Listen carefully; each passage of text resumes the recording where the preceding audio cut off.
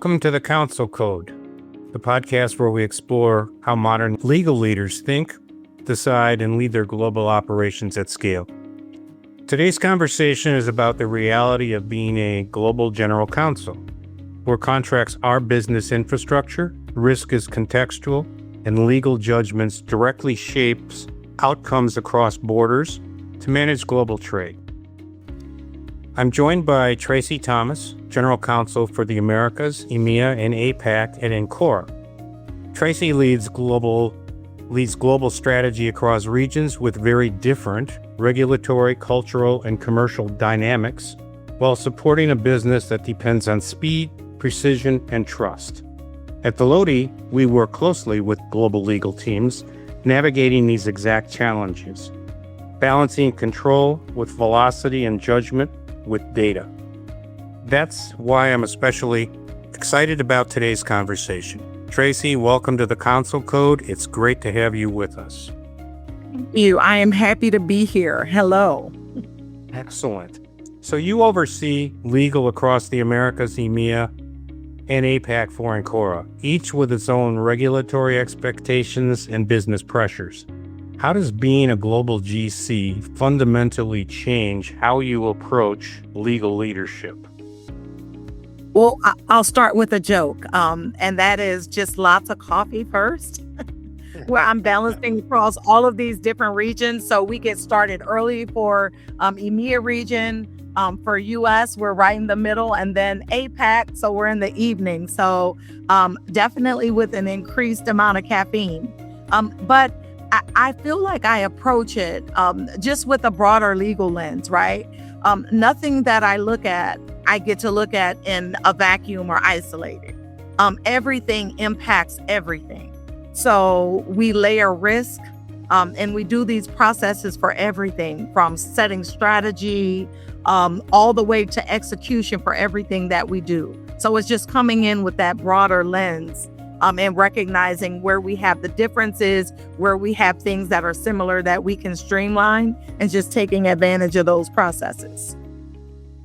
So in that context, where does standardization really matter? And where do you intentionally allow flexibility? Absolutely. So let me just say, my background before, and this was many moons ago, before being global GC, was in contracts. So if you've ever worked in contracts, then you understand the importance of standardizing and streamlining as much as possible. So everything from processes, we try to streamline and standardize, right? And then there are so contracts mainly. But then there are areas that just aren't as black and white. And so I think of environmental health and safety and human resources. But to the extent across all of the different areas, we look for opportunities to standardize and streamline. And then we recognize that we're going to have some nuances. Absolutely. We concur. And at Volody, what we consistently hear from global general counsels like you is that visibility is non-negotiable at this scale. Visibility into contracts, obligations, deviations, etc. And because without it, leadership decisions become reactive instead of strategic. So in a fast-moving global business, risk is rarely black and white.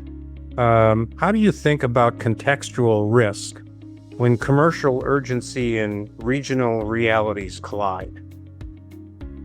So Charles, we live there. we live at this description. We've always got commercial urgency. We are in growth mode and growing in our products, our chemicals, as well as our hardware areas of business and across the globe. So we live there. There's always the urgency. At the same time, though, I think it's just about making sure that we build smart processes so that we can help to meet speed, so that we can always meet scale. But at the same time, we're in a position where we can understand, that we've got different realities, different sets of regulatory risk, different requirements and obligations across the globe. So the better we are upfront about setting processes and even anticipating what's coming around the corner, the quicker we're able to move. And then in those contexts, then you start to see things and it's sort of the same issues. And then every now and then we've got our nuances, right? And we've got differences in areas where we're going to be fact dependent and it depends. But you spend more time upfront setting processes and streamlining, you move quicker on the back end, has been my experience. Outstanding. So in that context, how do you help business leaders understand the why behind the legal decisions, especially when the answer isn't a simple yes or no? Right. And I'm sure that at this moment in time, in this day and age, we see more of situations that aren't always the black and white. But, we have to make sure as legal that we are, and as general counsels, that we're educating the business, right? So that we move from just being in a position where we get a contract. Hey, can you review this? And we're sitting at the table earlier. We're trusted to help to structure the deals up front. And our judgment is trusted. People call you to bounce ideas off of you and trust that you're going to guide them and get them to a good place. So we know our job in legal is not to say no. So I don't want to say just to say no. It's not to say no, we don't have to. And so we're always looking for the creative ways to enable the business to be able to move, but we can't miss the education piece around that. And being sure that we're talking to the business, we're educating them. We do a lot of that upfront, like everything from building the playbooks and training the teams so that the contracts that we get are already in a decent shape, and making sure that the business understands what our risk tolerances are up front so they can even be working on that before it gets to legal. So, and that's when you've hit that sweet mark when, if I'm on the phone with a salesperson or any person from any group and they start to talk me through it. Well, I understand that here we can't do this, this, and this, but I was thinking, so okay, they're getting it, they're learning, they trust you to be able to have the conversations and to get them to a place where we've got a yes, we know what we can do. And of course, if we end up at a different yes that we've structured that may not be what was foresaw before, if we can show that we brought even more value by being able to think creatively with the team and educating them along the way, then we've really won. So that's how I view it. We concur. And this is where at Volody, we believe structured contract data really matters. When legal can quickly see where risk is concentrated, where language deviates, where obligations stack up, the conversation then shifts from, as you said, legal says no, to here's the informed path forward and the alternatives we have to complete the work we need to and satisfy our customer and supplier obligations. Contract turnaround time often has a direct impact on revenue, supplier continuity, and customer trust. From your perspective, where do contracts most often slow the business down? I'm going to give a truly legal answer on that. Okay. And I've seen, across my years of experience, at one point my function in the past was heavy with contracts. And then at one point I was just brought in by different companies to take a look at their contracting processes from start to finish to figure out where's the bottleneck and how do we fix it. So I've sort of seen contracts from every vantage point. I would say that in the beginning is where you get the most bang for your buck when it comes to the contracts, your organization, your streamlining. I think about how many times my legal team has to chase for information, right? If we think of at the very beginning when we're asked to review a contract. So we're chasing for information. We may be midway through the process for review where we're still needing to get the valuable information or even documents that we might need to be able to close the process out and finish the contract. I would say it's just making sure that we're working with sales and procurement and HR and all the teams that send in contracts for review, and just making sure that we've got a tight process there so that we have everything we need up front. And that just I've seen that holdup happen before. And then, of course, then the executives might be asking, well, where's the holdup? What's the contract turnaround time? Sometimes that lies with legal. Sometimes that lies with other areas of the business. But ultimately, it lies with legal. So we just try to educate. We try to create processes and just make sure that from front to finish, we've got streamlined efficiency and we can get to close. We concur. So as a follow-up to that, and this will be a difficult question, what does good look like when legal enables speed without sacrificing control or compromising contract language? It looks beautiful. and of course, that's our goal, right? That's where every company is trying to be.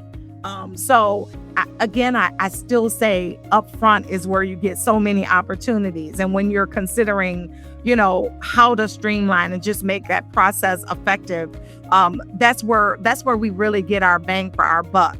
Then we're able to move through and meet the speed and scale of the business. I'm on a lean team, so it's 6 of us total, and we're supporting the entire globe in all of the agreements of every sort. So our streamlining, our efficiency, our tools that we use, all of that's extremely important to keep the business moving. We can't miss a step or we slow down business. And if we slow down business, we're impacting revenue, right? So for us, just streamlined tight processes just help us to meet the speed and then without sacrificing the control. We concur, and this is why we believe the Volody CLM platform, with its focus on eliminating friction across the contract journey, using standardized templates, guided workflows, structured approval processes, real-time collaboration, and accountability matrices. We believe that this is why contracts don't become silent bottlenecks. They generally flow through without that friction. So a good segue to this question. AI is now influencing everything from drafting to analysis. From a general counsel standpoint, from your standpoint, where does AI genuinely help and where must human judgment remain non-negotiable? Absolutely. So I would say, and that's a great question. When I think of scale and speed of the business, I think of how our AI tools help us to get there. So everything from contract review, first pass at contract review, to playbook comparisons, document triage, and even those large scale projects where you've got to pull hundreds or thousands of contracts just to compare certain clauses, right? AI could be really useful and is very useful in those areas. But for me, the human judgment component, it's a non-negotiable. It has to be a part of every process when we use AI. So for me, it's not if we use human judgment, it's just where can we fit it in at the most efficient place when we're using AI. So everything from our risk tolerances, right? Those are things that we hold dear, that we have to make sure that we exercise our judgment on. Risk tolerance, our legal strategy. When I think of our lawsuits, privilege, there are certain areas where, of course, human judgment starts. And then wherever we leverage AI, we just keep it a part of the equation and build it in. We concur.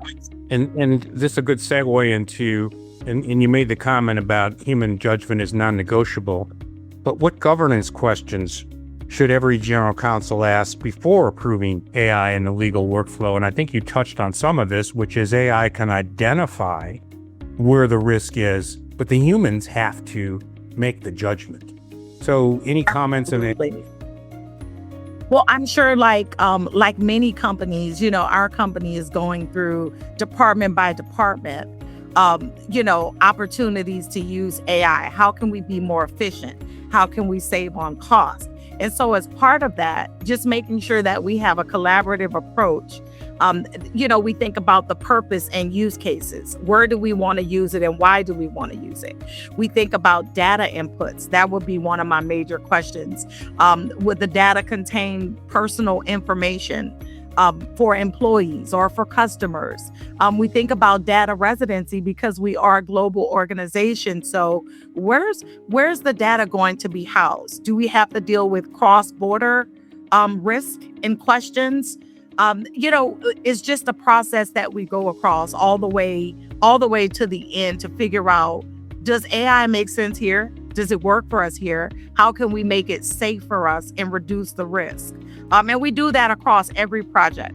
I support broadly, as I've mentioned. So everything from contracts to HR to EHS, there are certain areas like when it comes to employment where I know where our risk tolerances are. And, I'll say my antennas would be up in these areas. We need to make sure that we've got, human judgment happening and that process built in every time when it comes to employing, right? When it comes to hiring, when it comes to making employment related decisions. And even for the systems that we use, the machinery, just making sure that we've got our human processes built in and we understand, where they fall in the process of AI just exploding, It's everywhere. Yeah. Yes. It's very useful, but it has to be managed, in our opinion. Absolutely. At Volody, we're very intentional about managing a balance. We believe AI should surface insights, highlight risk, and accelerate review, but final judgment always stays with legal and the business. Especially at a global level, defensibility and accountability matter more than automation for automation's sake. That's our belief. So today's general counsel are expected to communicate impact in business terms. What metrics or signals help you translate legal performance into something executives actually care about?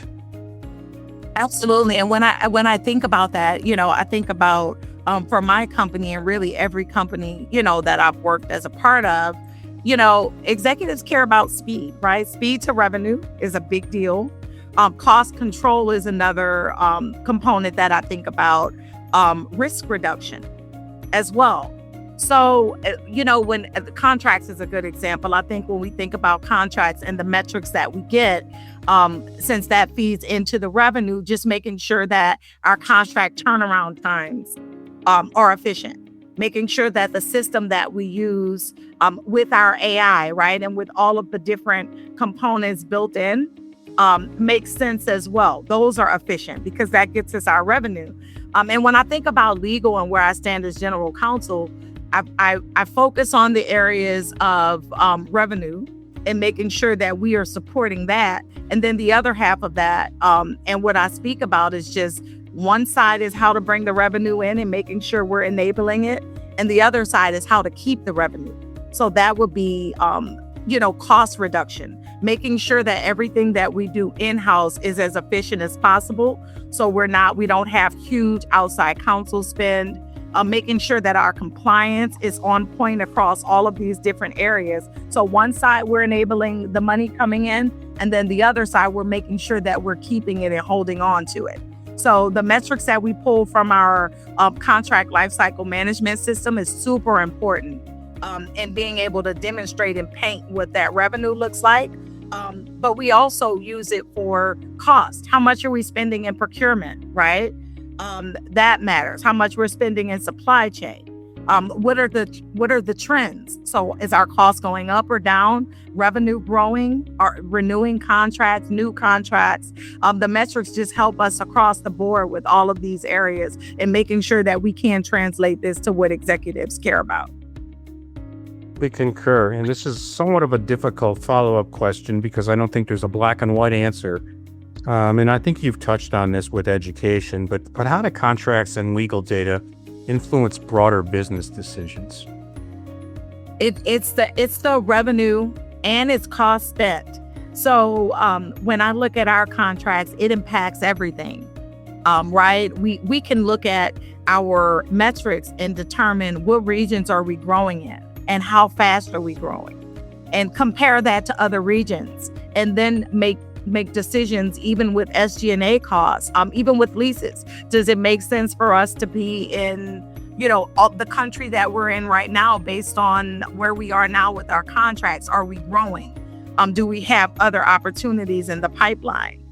It helps us with spend. Where are we spending most? And then we compare that to how much we're bringing in certain jurisdictions. So our metrics are valuable for determining our footprint, where we're growing to, where we're going to next, and where we can tighten up, where we may not need to be. So all of that information comes from our metrics. Well stated, and we concur. Our belief is that when contracts live as structured data, instead of static documents, legal leaders, general counsels like you, can talk about cycle time, revenue exposure, renewal value, and compliance trends, compliance adherence, turning legal insight into business intelligence. And I think you've touched on every one of those, so well stated. So let's do a quick lightning round here. One skill here we go. One skill every global general counsel must master in the next 5 years. We talked about AI. So I think about AI and just making sure that legal really masters our tech literacy. What is the true value that we're getting from the AI that we're using, and making sure we're using it in the right places. Outstanding. Speed or certainty? Which does legal get asked to deliver more often today? I want to cheat on that one. Speed. Obviously, I'm going to say speed. I think the business is fine with reasonable certainty, but I feel like we are asked for speed more than anything else. We concur. Because you sound like you have a very robust process to manage the certainty, and certainty becomes relative in many instances. What's the most underestimated risk in global contracting? I would say data rights. Just everything dealing with data. Where is it going to be housed? Do we have cross-border issues to look at? Do we need consent? I would say data. Outstanding. One thing legal teams should stop doing that no longer serves the business. Gatekeeping. I just go to making sure that our legal teams are examining what we're doing and if we're the best department to be doing that. Sometimes, legal can become a dumping ground for a lot of different things, because the idea is legal can do it more efficiently. And maybe there's a small legal component in there, but just making sure that anything that should be sitting with other groups are sitting with them, so that we have the capacity to do what's needed most and what we should be doing. It's a tough one, primarily because we all can look back and think about things that we would have done differently, and in particular with technology and how it's changed and the advent of AI and machine learning. But one piece of advice you'd give yourself, your younger legal self? I would say take a deep breath. It's going to be okay. I remember being concerned when I was a younger attorney about my breadth of areas, because it's quite normal to narrow. And I never narrowed. I hit the ground with certain areas I supported and then expanded from there. So I consider myself a unicorn. And the advice I would give to my younger self is, you're going to be a unicorn, and it's great to have, a wide breadth and depth of knowledge across all these different areas and now regions, right? That's what makes you unique. So take a deep breath and be a unicorn. It's fine. Outstanding. Tracee, thank you for such a thoughtful and grounded conversation. Your insights were outstanding. And this was a powerful look at what it truly means to lead legal at a global scale, balancing judgment, velocity, and trust. At Volody, we believe these are the exact challenges we build our solutions for and enable our legal teams to turn contracts into assets, data into insight, and the legal organization into a strategic partner, as opposed to the organization that always says no. For our listeners, this has been the Counsel Code. Thanks for joining us, and we'll see you the next time. And Tracee, again, thank you very much. It was well stated. Thank you so much, Charles. Thanks for having me. Appreciate it. Thank you.